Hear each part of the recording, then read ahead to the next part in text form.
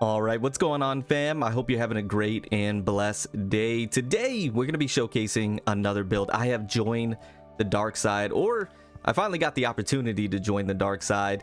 I got the right build for Chizuru finally that I've been wanting to get.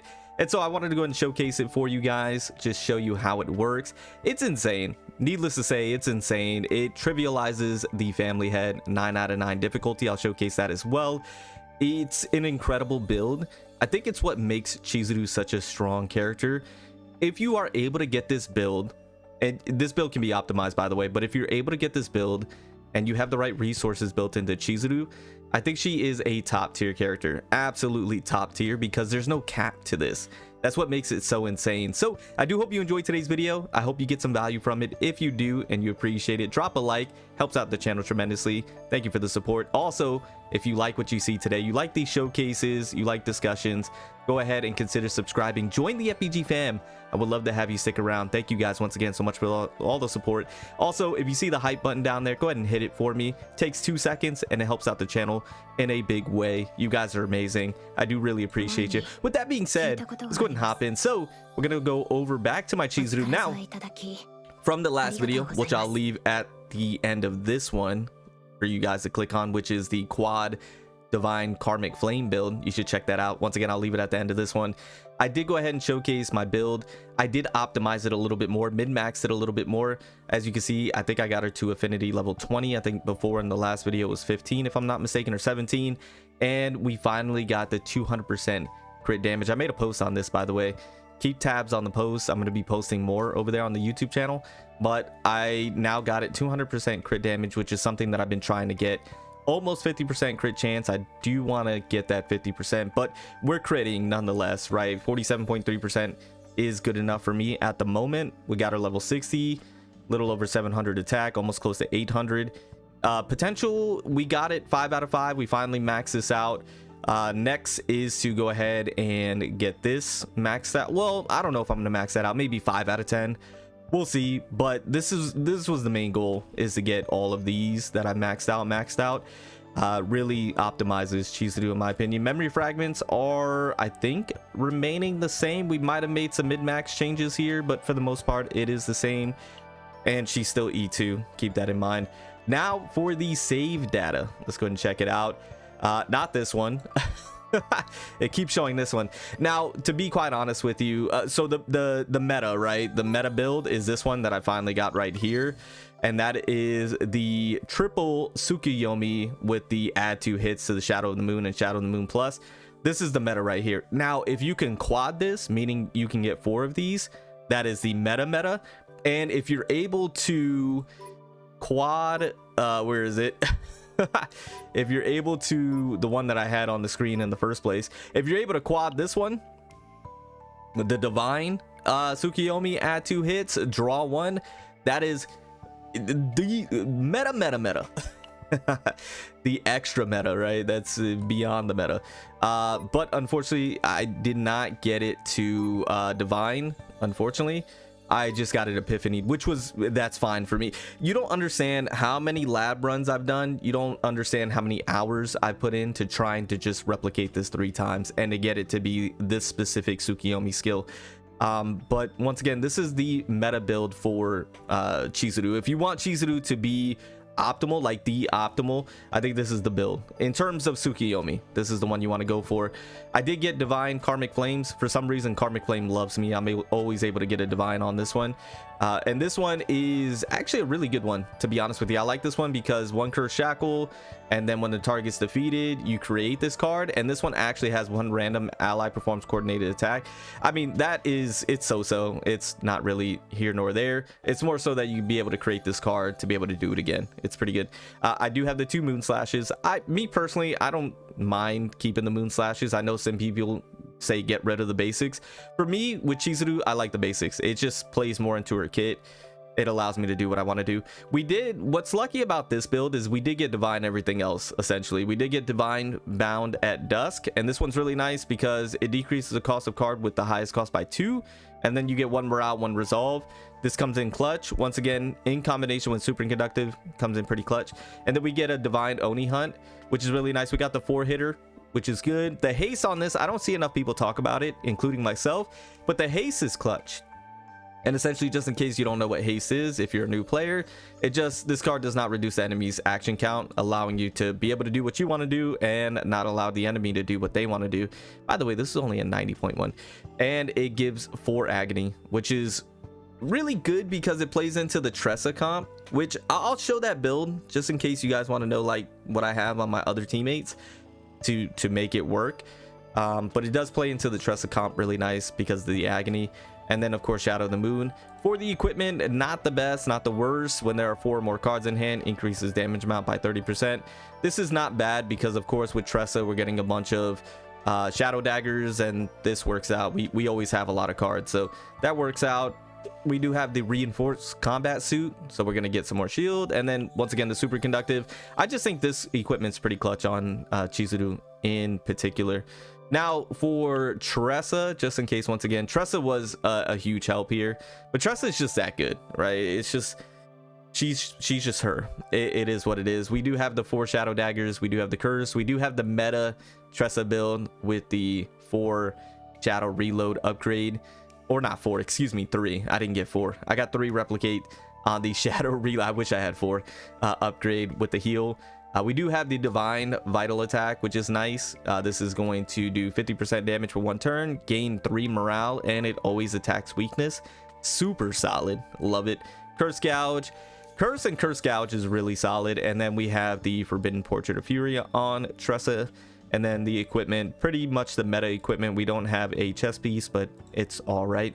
And then for Ray, I have my support Ray build here, my meta support Ray build, the triple snack time with the heals, which is nice with Tressa. Once again, we do the heals, we get the shadow daggers, and then we get the draw 2, and that's solid because then that can hopefully help us draw into the Tsukiyomis, which is what we want. The Tsukiyomis, we're trying to get to them as much as possible so we can increase the amount of hits we do with Shadow of the Moon. That's what allows us to do, you know, the 15 hitter that you'll see at the end, spoiler, on this showcase. And that's where you've seen showcases of people doing 30, 50, 100 hits with Shadow of the Moon. And that's what makes Chizuru so good. Really quickly, before I finish the Ray build, that's what makes Chizuru so good. That's what makes Chizuru a top tier character. If you can get this build, uncapped amount of hits that you can do with Shadow of the Moon, that's what makes Mei Lin so good, right? Because she has uncapped amount of hits she can do, and that's why she's able to do so much damage. It's the same with Chizuru. If you have the right build, which is hard to get, you have to put in the hours, you have to grind for this. Like I said, I was in the lab for days. I was in the lab for days, weeks, ever since she came out. Not weeks, geez, days, to be able to get this particular build, right? It's a grind. It's a grind. But if you want your characters or combatants to be the best that they can be, you have to put in the grind. Anyways, that's, if you put in the grind, you put in the work, you put in the resources, you uncap the Shadow of the Moon to be able to do multiple hits, double digits hits. She does insane amount of damage. Anyways, moving back over to Ray, we do have Predator's Blade, and then we do have the Forbidden Gesture of Freedom. This comes in clutch every now and again, right? You pair this with the Super Conductive, you pair it with the Bound at Dusk. We're having a lot of 0 cost cards, which once again comes in clutch. So that is the build for Chizuru and my other combatants that I have together with her. Let's go ahead, let's jump into the showcase. Once again, stay to the end.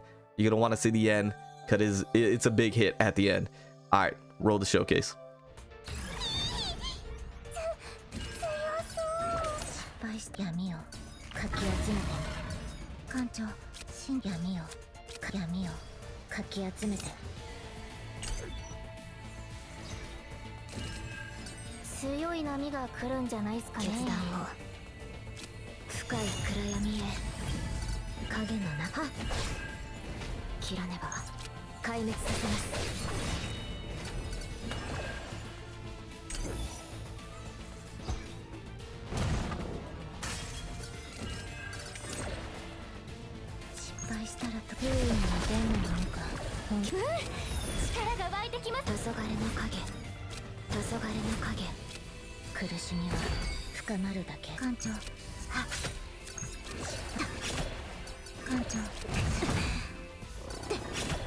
呼びました。力が湧いてきますね。失敗したら艦長さ失敗したらはーい、力が湧いてきますね。艦長さ失敗したら艦長呼びました。はっ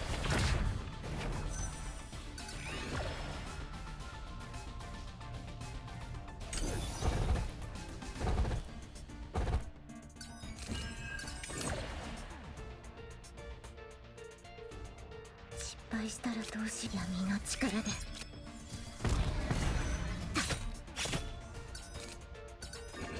切らねば黄昏の影。艦長信じてる。私の不運は鋭いんだよ。失敗したらって艦長失敗したって艦長はーい、全てを飲み込む暗闇。終わらない苦しみの中で全部消えて。失敗したら艦長さ失敗したらどうし一番の苦痛を決断を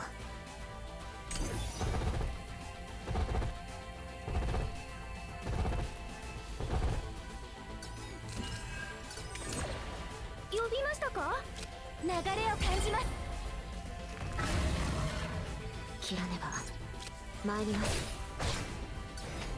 はーい、全てを飲み込む暗闇。呼びましたか。はー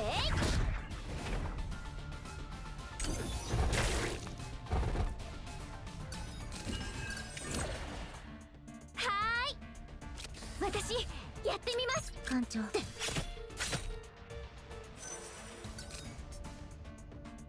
決断を失敗したら切らねば壊滅させます。決断を黄昏の影。切らねば黄昏の影。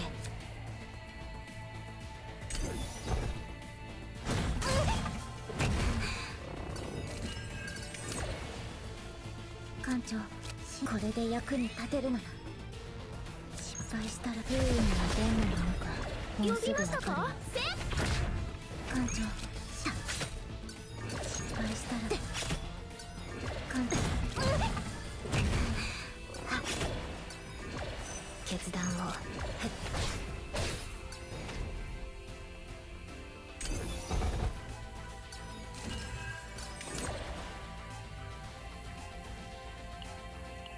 さん一緒に頑張りましょう。失敗したらと苦しみは深まるだけ。艦長さ失敗したらどうしよう。切らねば艦長信じてるよ。一番の苦痛を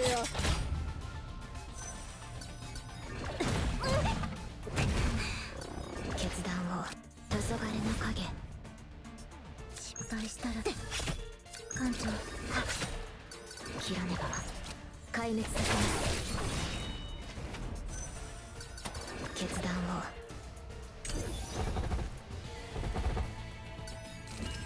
どうやら計算に間違いがあったようです。どうしよう。闇の力で艦長死んだ。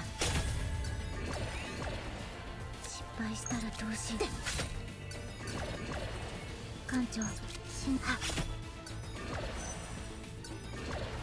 切らねばこの力を使ってでも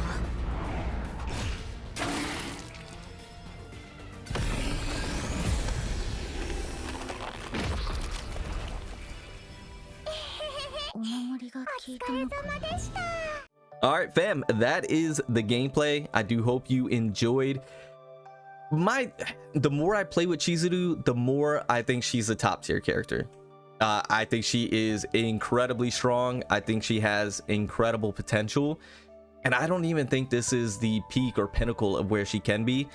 I think if there's a character or combatant, because we don't have one in particular that does a lot of additional hits. Like Chizuru is the pinnacle right now of additional hits, and then we do have some like Yuki, Rin, but we don't have any that can actually do a lot of additional hits within their kit. And I think once we get another combatant that can do that, we could pair with Chizuru, that's where she'll reach her peak. We do have Tressa. Tressa's obviously, I think, currently probably best in slot alongside Ray. With her, we do have other combatants like Hugo, Renoa, Cassius, Nia. Like, there's a lot of really good characters you put with Chizuru, but I think there might be one that comes down the pipeline that does a lot of additional hits, and that's where Chizuru's really gonna peak. But anyways, I think she's incredibly strong at the moment right now. I think she's very much a top tier character if you get the right build. Essentially this one, but more so the divine one. If you can get the divine one and you can replicate that at least 3 times, you're sitting pretty, right? You're absolutely sitting pretty. But as you can see with just the epiphany version, getting that 3 times it's enough, right? It really is enough. So anyways, once again, I do hope you enjoyed the showcase. Thank you guys so much for all the support. I'm going to try and be very consistent with the videos coming out at 8 o'clock EST AM. So 8 a.m. EST, I said that in a weird way. Every single day, try and have that be consistent here on the channel. Something for you guys to have and to look forward to. Thank you guys so much for all the support. I see you all in the next one. Remember to stand out, be different, have fun, go further beyond in everything that you do. My name's Cody. You call me further. I'll see you all in the next one. Bye, guys.